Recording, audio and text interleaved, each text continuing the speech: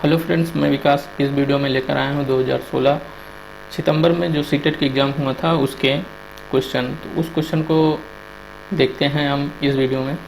तो हमने जो 31 का क्वेश्चन पूछा गया था वो पेपर ही है, पूरा पेपर का हम पीडीएफ लिए हैं, उस पीडीएफ के द्वारा हम वीडियो बना रहे हैं। तो आप जो 31 का सीधे सीधे क्वेश्चन आप देख सकते हैं, उसमें क्या पूछा गया था वही पेपर ही है। तो 31 के क्वेश्चन में क्या पूछा गया था, कक्षा सेकंड की एक शिक्षिका ने अपने विद्यार्थियों को 4 इकाई 3 दफाएं लिखने के लिए कहा। कुछ विद्यार्थियों ने 34 के स्थान पर 43 लिखा। एक शिक्षिका के रूप में आप विद्यार्थियों को इस संकल्पना को कैसे समझाएंगे। भाई उसने क्या कहा, 34 लिखने को कहा था, 4 इकाई और 3 दफाएं लिखने को कहा, तो 34 लिखने को कहा, लेकिन कुछ ने क्या कहा, क्या लिखा, 43 लिख दिया। तो क्या शिक्षिका के रूप में आप विद्यार्थियों को इस संकल्पना को कैसे समझेंगे। स्तंभ विधि में अभ्यास करने के लिए बहुत सारे प्रश्न देंगे। गलत। विद्यार्थियों को गिनतारा के प्रदर्शित करने के लिए कहेंगे और फिर लिखने के लिए कहेंगे। वो उन्हें बताएंगे कि यह गलत है और उन्हें सही उत्तर को 5 बार लिखने के लिए कहेंगे। भाई जब उन्हें पता ही नहीं है तो कैसे कहेंगे कि वो उत्तर को 5 बार लिखें, तो ये भी गलत हो जाएगा। हमेशा दहाई और इकाई के स्तंभों में लिखना सिखाएंगे जिससे कोई भ्रम ना हो। तो गाइज अगर इसमें सही के आंसर की बात करने का प्रयास करें तो हमारा ये सेकेंड वाला ऑप्शन क्या हो जाएगा, सही हो जाएगा। आगे अगर हम चलने का प्रयास करें तो जो 32 का क्वेश्चन पूछा गया था, 32 में क्या पूछा गया था उसकी बात करें। अगर 32 हमारे पास क्वेश्चन आ गया, क्या है, गणित में प्रतिचित्रण के लिए निम्नलिखित कथनों में से कौन सा सत्य नहीं है, कौन सा सत्य नहीं है। प्रतिचित्रण के लिए निम्नलिखित कथनों में से कौन सा सत्य नहीं है। तो इसमें कौन सा सत्य नहीं है हमें ढूंढना है। क्या प्रतिचित्रण आनुपातिक विवेचन को प्रोत्साहित करता है। प्रतिचित्रण गणित पाठ्यक्रम का भाग नहीं है। ये वाला ऑप्शन क्या हो जाएगा, गलत हो जाएगा। गणित के पाठ्यक्रम के प्रतिचित्रण का भाग है, तो ये इसलिए ये वाला हमारा ऑप्शन गलत हो जाएगा। तो आगे अगर चलने और इसमें यही वाला आंसर भी हमारा सही होगा, तो यही वाला हमारा ऑप्शन सही होगा। आगे चलने का प्रयास करें। जो 33 का क्वेश्चन हमारे पास है, 33 वाला क्वेश्चन क्या कहता है। 33 हमारे पास क्वेश्चन आ गया, क्या आकृतियों के निम्नलिखित पहलुओं में से किसका प्राथमिक स्तर से कोई संबंध नहीं है। प्राथमिक स्तर में किसका संबंध नहीं है, किसके आकृतियों के निम्नलिखित पहलुओं में से किसका प्राथमिक स्तर से कोई संबंध नहीं है। कोण, सममित, चौपड़, प्रतिरूप, पैटर्न। इसमें अगर हम सही आंसर की बात करें तो हमारा गाइज इसमें थर्ड वाला ऑप्शन सही हो जाएगा।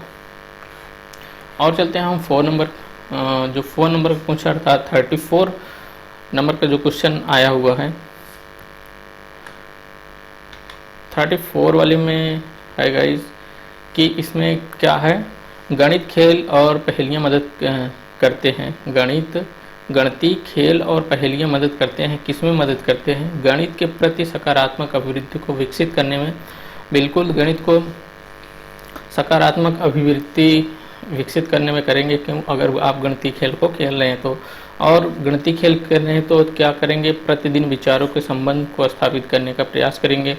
और क्या करेंगे, गणित को आनंददायक बनाएंगे। और क्या करेंगे, समस्या समाधान के कौशल को प्रोत्साहित करेंगे। तो हमारा ये तीनों चारों ऑप्शन क्या हो जाएंगे, सही हो जाएंगे, इसलिए हमारा पहला वाला ऑप्शन सही हो जाएगा। आगे हम चलने का प्रयास करते हैं। तो आगे जो क्वेश्चन पूछे गए हैं उनकी बात करें तो आगे वाला क्वेश्चन हमारा जो 35 नंबर का क्वेश्चन पूछा गया था उसके बारे में बात करने। तो वो क्या था, वो यह था कि एक दिए हुए आयत और समांतर चतुर्भुज का क्षेत्रफल समान है।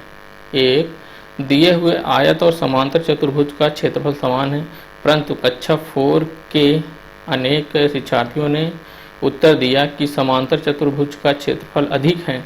क्या समांतर चतुर्भुज का क्षेत्रफल अधिक है। शिक्षक शिक्षार्थियों को यह समझाने में किस प्रकार सहायता कर सकता है कि दोनों के क्षेत्रफल समान है। पैमाने के प्रयोग करके, जियो बोर्ड का प्रयोग करके, आलेख ग्राफ पेपर के प्रयोग से, कागज मोड़ने के प्रयोग से, जियो बोर्ड के प्रयोग से समझा सकते हैं। जियो बोर्ड में क्या होती हैं, जो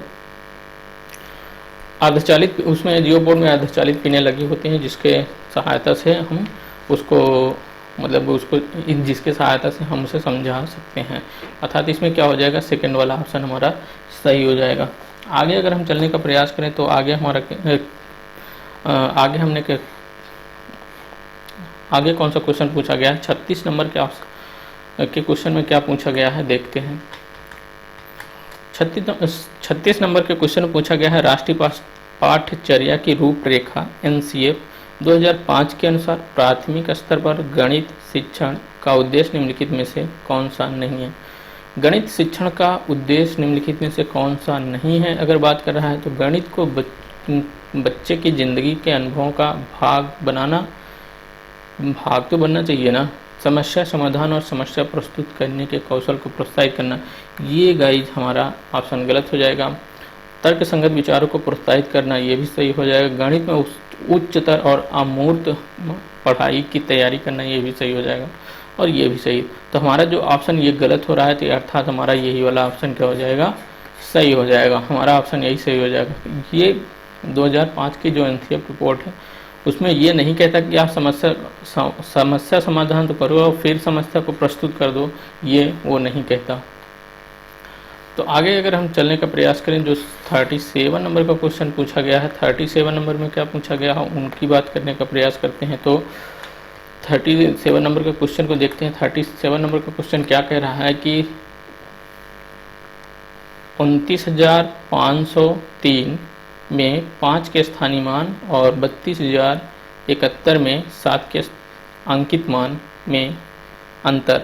तो अगर स्थानीय मान की बात करें तो स्थानीय मान कैसे निकाला जाता है आपको हम बता दें, 29503। इसका अगर 5 का स्थानीय मान कह रहा है तो इसका मतलब क्या हो जाएगा, 5 को आप उतार लो, उसके बाद क्या कर दो, इकाई दहाई सैकड़ा, 100 का मल्टीप्लाई कर दोगे तो कितना हो जाएगा आपके पास, 500। ये क्या हो गया, इसका 5 का स्थानीय मान हो गया। अब कह रहा है कि इसमें कह रहा है कि 7 के अंकित मान, 7 के अंकित मान भाई 7 ही होगा। अब कह रहा है कि 500 में 7 का अगर डिफरेंस निकालें तो हमारा अंकित मान में अंतर कितना होगा। अगर 500 में 7 का डिफरेंस करेंगे तो क्या हो जाएगा, हमारे पास 394 हमारा आंसर आ जाएगा। तो यही वाला हमारा ऑप्शन क्या हो जाएगा, सही हो जाएगा। आगे अगर हम चलने का प्रयास करें तो आगे जो 38 नंबर के क्वेश्चन में क्या पूछा गया था उसका बात करने का प्रयास करें तो हमारे पास आता है 38 जो क्वेश्चन को लेकर आए हैं। 29 नंबर क्वेश्चन में देखिए आप क्या कर रहा है, 30,028 इक्वल टू 28 इकाई और 28,000 प्लस दहाई, तब रिक्त स्थान पर संख्या क्या होगी। भाई रिक्त स्थान पर संख्या क्या होगी, मान लेते हैं रिक्त स्थान पर x संख्या होगी। अगर ये कह रहा है 28,000 और 28 इकाई तो हम 28 इकाई मान लेते हैं, 28 ये क्या है, इकाई है, और 28,000 इकाई दहाई सैकड़ा हजार 10,000। अगर हम इसको जोड़ने का प्रयास करें तो क्या हो जाएगा हमारे पास, ये हो जाएगा हमारे पास इतना। अब क्या कर रहा है, इस पूरी संख्या को क्या मान रहा है, इकाई मान रहा है। अगर इस संख्या को पूरी इकाई मान रहा है और तब हमारे पास क्या जोड़ना चाहिए जो हमारे पास आ जाए। भाई जब इकाई मान रहा है तो इस ऑप्शन में से हम रखने का प्रयास करते हैं, तो हम 4 नंबर के ऑप्शन में चलते हैं। 4 नंबर का ऑप्शन हम इकाई के स्थान पे 0 रखते हैं, फिर यहाँ रखते हैं दहाई वाला स्थान, फिर यहाँ सैकड़ा वाला स्थान रखते हैं। तो अगर इसको जोड़ने का प्रयास करते हैं, 0 0 8 2 10 और 2 1 3, इसको जोड़ोगे तो कितना हो गया, 8 2 8। तो ये हमारे पास कितना हो गया, ये वाला ऑप्शन हमारा क्या हो जाएगा, सही हो जाएगा। अर्थात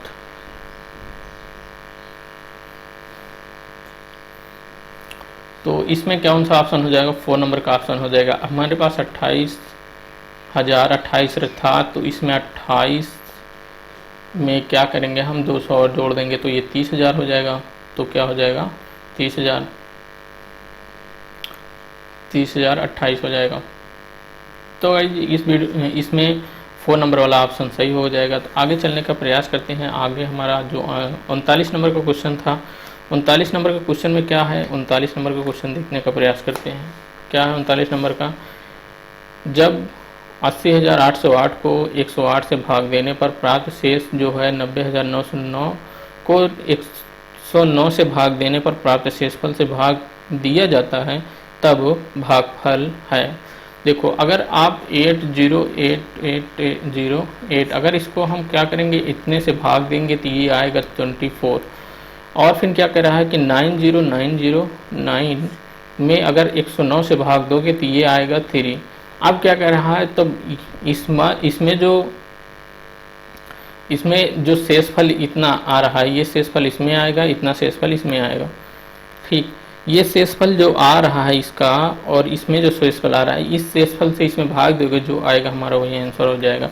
तो गाइस 24 इसमें शेषफल आ रहा है तो इसमें 3 से भाग करोगे तो कितना हो जाएगा, 8 हो जाएगा। तो 8 आपका आंसर हो जाएगा। तो गाइस चलते हैं आगे। हमने 40 नंबर क्वेश्चन में क्या पूछा गया है उसको देखने का प्रयास करते हैं। 40 नंबर में जो क्वेश्चन है वो है ये।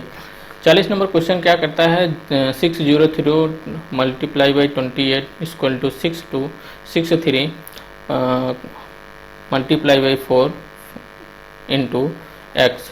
इसका खाली स्थान का जो है इसका मान ज्ञात करना है। तो मान ज्ञात करने के लिए हम इसको x मान लिए, तो हम क्या करते हैं, इसको काटने का प्रयास करते हैं। 4 एक नम 4, 4 सते 28, 7 एक नम 7, 7 9 63 और 9 से इसे काटेंगे प्रयास करेंगे, क्या हो जाएगा 9 छक 54, बचेगा 6 और 6 बचा, और यहाँ क्या हुआ 3, 6 और 3 क्या हो गया 63 हो गया, 963 अर्थात हमारा 67 आ गया, तो अर्थात 67 हमारा आंसर फर्स्ट वाला हो जाएगा।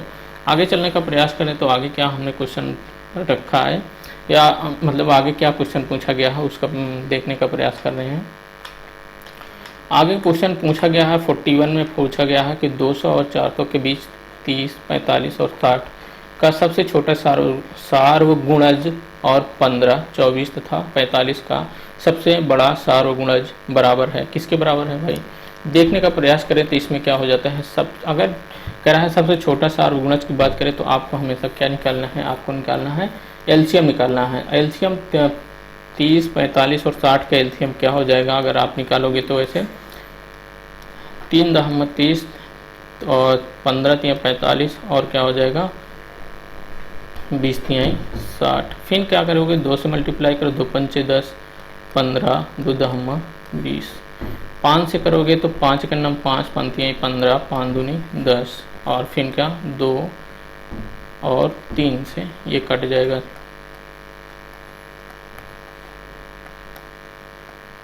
ये क्या हो जाएगा 2 और 3 से कट जाएगा। अब इसमें आप देखेंगे तो इसका जो एलसीएम क्या आता है, 3 दूनी 6, 6 पंचे 30, 30 दूनी 60, 60 3 180। एलसीएम की बात करें तो 180 आ रहा है, क्या एलसीएम क्या आ रहा है, एलसीएम 180 आ रहा है। अब लेकिन ये कह रहा है सबसे जो छोटा होगा एलसीएम वो क्या होगा 200 से और 200 से बड़ा और 400 के नीचे हो। इसका मतलब 180 हो तो गया, बट ये क्या होगा 200 से कम है। तो हम इसमें क्या करते हैं 2 से मल्टीप्लाई करते हैं तो ये क्या हो जाएगा 360 हो गया। 360 हो गया तो ये क्या होगा सार्वगुणज खंड होगा इसका, क्या इससे अगर डिविजिबल करो ये 30, 45 और 60 से 360 क्या होगा डिविजिबल होगा। तो इसलिए क्या हो गया सब पहले का क्या हो गया सार्वगुणज खंड क्या होगा 360 जो 200 और 400 के बीच में होंगे। अब यहाँ बात कर लेते हैं सबसे बड़ा सार्वगुणनखंड की बात कर रहा है यहाँ। अगर सबसे बड़ा सार्वगुणनखंड की बात करें तो वहाँ क्या करना है, आपको निकालना है मासा अर्थात महत्तम समापवर्तक। तो यहाँ 15, 24 और क्या है 45 है। 15, 24, 45 है। अगर इसमें मासा की बात करोगे तो जो सभी में कॉमन हो या जो सभी में कॉमन होगा वही होगा, अर्थात क्या हम ऐसे भी भाग इससे निकालेंगे प्रयास करें तो क्या करें 3 5 15, 3 8 24 और 3 15 3 45। और आप बात करोगे तो सारा नहीं कटेगा, 5 से काटोगे तो सिर्फ ये कटेगा, ये कटेगा, ये नहीं कटेगा। इसलिए हमारा जो महत्तम समापवर्तक क्या हो गया 3 हो गया। अब ये महत्तम समापवर्तक के डिविजिबल का चिन्ह डिवाइड का चिन्ह लगा हुआ है तो हम डिवाइड करते हैं 3 से। 3 से डिवाइड करने का प्रयास करें तो हमारे पास आ जाता है 3 का नम 3, 3 दूनी 6, 3 हमें 0 अर्थात 120 आ गया। हमारे पास क्या आंसर आ गया 120। तो इसलिए हमारा ऑप्शन ये वाला क्या हो जाएगा सही हो जाएगा। तो 41 नंबर के क्वेश्चन को हमने देख लिया। अगर 42 नंबर के क्वेश्चन की बात करें चलते हैं उस पर। 42 नंबर वाले क्वेश्चन पे 42 नंबर वाला क्वेश्चन क्या कहता है हम देखने का प्रयास करें तो इसमें क्या कह रहा है कि एक संख्या 100 के आधे से छोटी है। क्या एक संख्या 100 के आधे, 100 क्या होता है 100 है उस क्या करा है, एक संख्या 100 के आधे से छोटी, आधे से छोटी अर्थात आधा कितना होगा 50 हो गया। और उस कौन सी संख्या की बात कर रहा है, वो आधे से छोटी मतलब 50 से भी छोटी होगी वो संख्या, और 4 दहाई तथा 5 दहाई के बीच में है। भाई 4 दहाई और 5 दहाई के बीच, 4 दहाई 4 दहाई, और इसका इकाई कम से कम क्या होगा 0 होगा। कम से कम सबसे छोटी वैल्यू इकाई क्या होगी 0 होगी। अब इससे वो संख्या क्या होगी बड़ी ही होगी, कम से कम ये होगा तो इससे क्या होगी बड़ी होगी।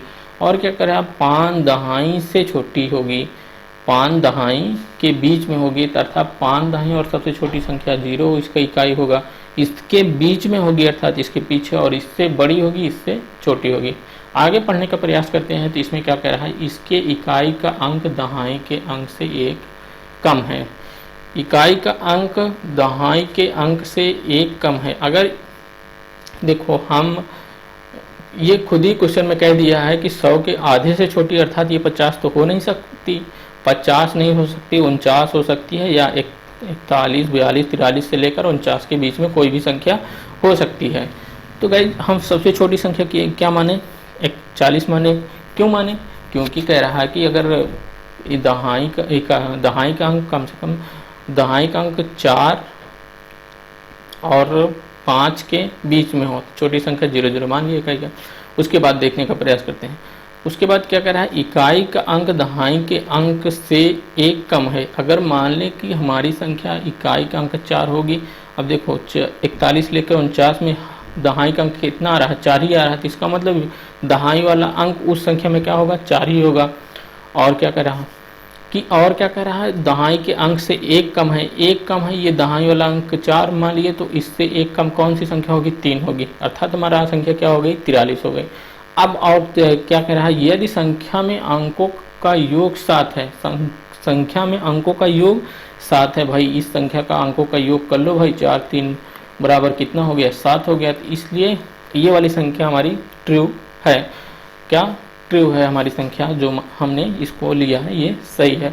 तो आगे चलते हैं, क्या कह रहा है, तो अंकों का गुणनफल, भाई इसका गुणनफल कहने का कह रहा है कि 4 का 3 12 क्या हो गया 12, जो 12 होगा उसी आंसर हो जाएगा हमारा, ये वाला आंसर हमारा हो जाएगा। आगे चलते हैं, आगे जो क्वेश्चन को पूछा गया है उस क्वेश्चन को लेते हैं।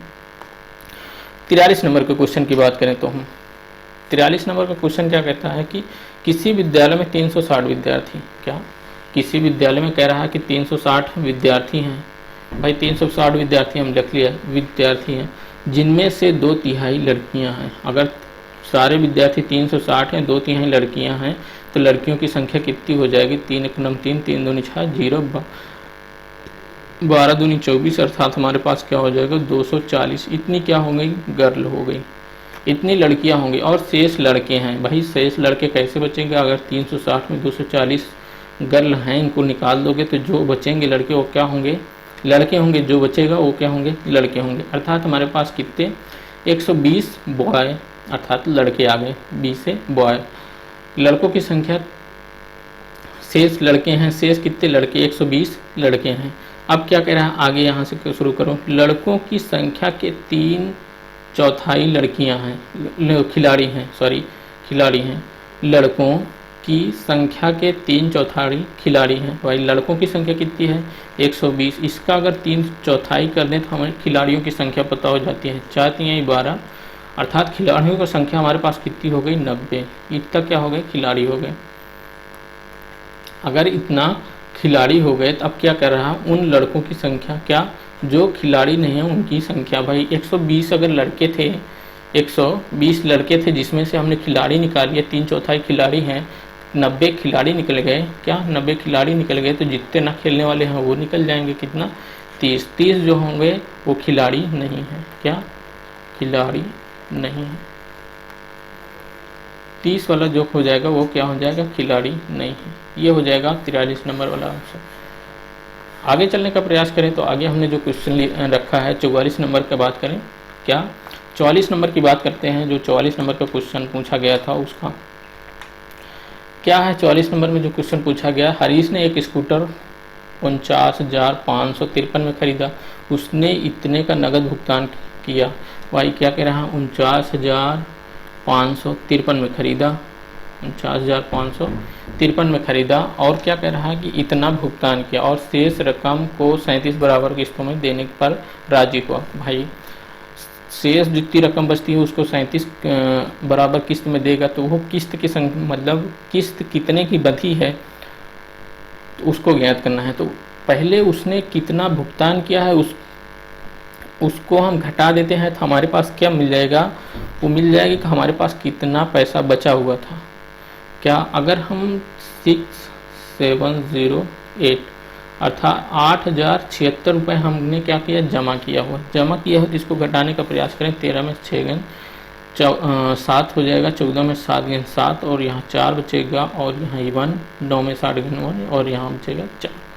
तो ये क्या हुआ, इतना पैसा हमारे पास बचा हुआ था। अब क्या कह रहा है कि 37 बराबर किस्तों में देना है, तो इसका मतलब हमें क्या करने हैं, 37 से अगर हम डिवाइड कर दें तो जो हमारा क्या आएगा, डिवाइडेशन जो हमारा भागफल आएगा वही क्या होगा, वही हमारी किस्त बन जाएगी। तो क्या करते हैं, भाग करते हैं 37 का नाम 37, अगर यहाँ निकालें तो हमारे पास यहाँ 4 मिलता है और यहाँ भी 4 इसको उतारते हैं, तो 37 का नाम 37 को फिर ले जाते हैं, तो हमारे पास यहाँ बचता है 44 में 7 गेंद क्या बचेगा, 44 में 37 गेंद, यहाँ बचेगा हमारे पास 7 और यहाँ क्या बचेगा 7।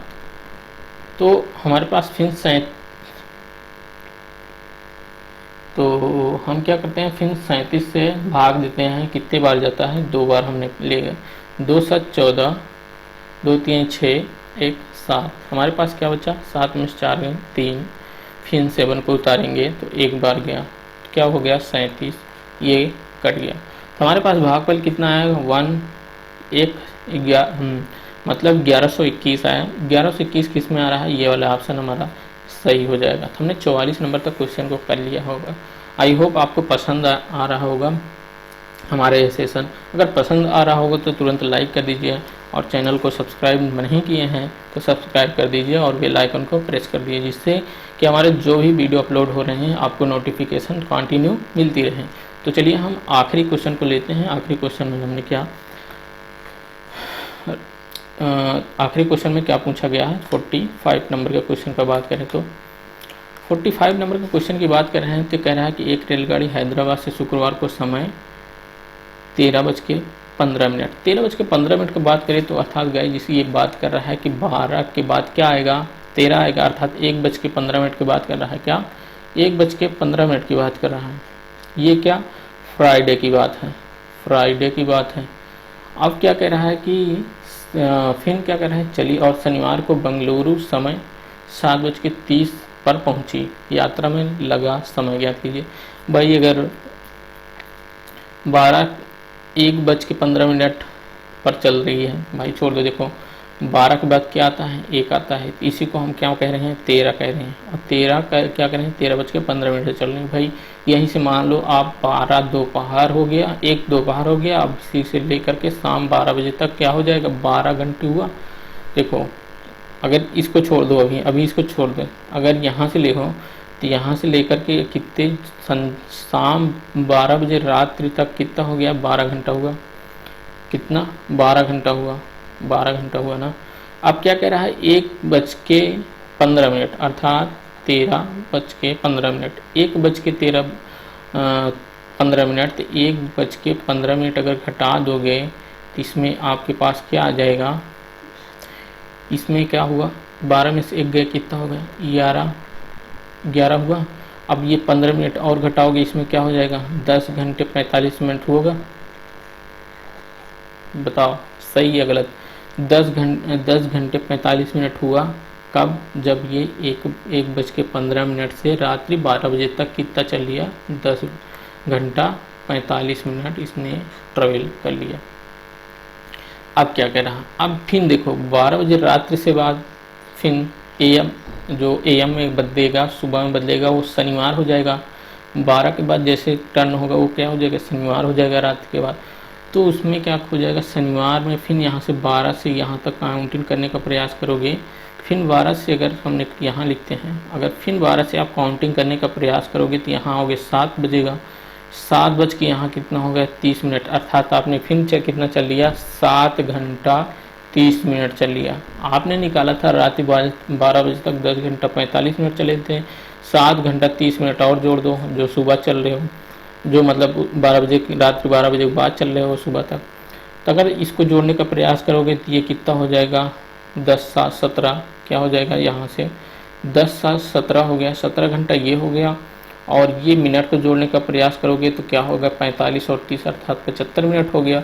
और 60 मिनट का 1 घंटा होता है, तो 1 घंटा हम इसको लेके चले जाते हैं इसमें, तो क्या हो जाएगा, ये 18 घंटा हो जाएगा। तो इसमें 60 मिनट निकालिए तो कितना बचा, 15 मिनट बचा, 15 मिनट बचा तो 15 मिनट और ऐड कर लिए, कितना हो गया, 18 घंटे 15 मिनट हो गया।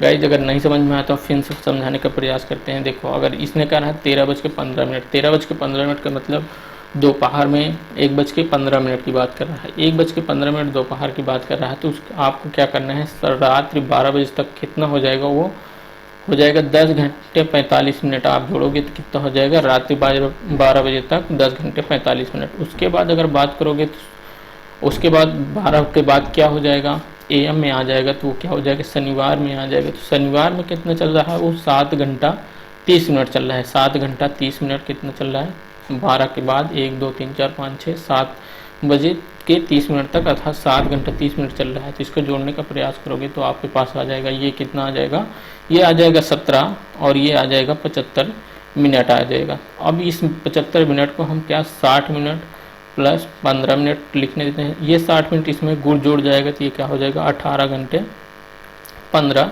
मिनट। ये 18 घंटे 15 मिनट हमारा ये वाला ऑप्शन सही हो जाएगा। तो आई होप कि आपको ये सेशन पसंद आया होगा। तो इस वीडियो में इतना ही, और इसका और जो 15 क्वेश्चन मिलेगा आपको अगले वीडियो मिलेगा। तब तक के लिए इंतज़ार कीजिए जब तक हम अपना अगला वीडियो नहीं डालते। अगला वीडियो मतलब कल ही डल जाएगा ऐसा नहीं है। तो गाइस चलते हैं, अब अगले वीडियो में मिलते हैं। आपने अगर हमारे ये सेशन को पूरा वॉच किया है तो उसके लिए बहुत बहुत धन्यवाद। और आपको भी आई होप कि आपको भी अच्छा लगता होगा हमारे ये वीडियो। तो चलिए चलते हैं, अब अगले सेशन में मिलते हैं।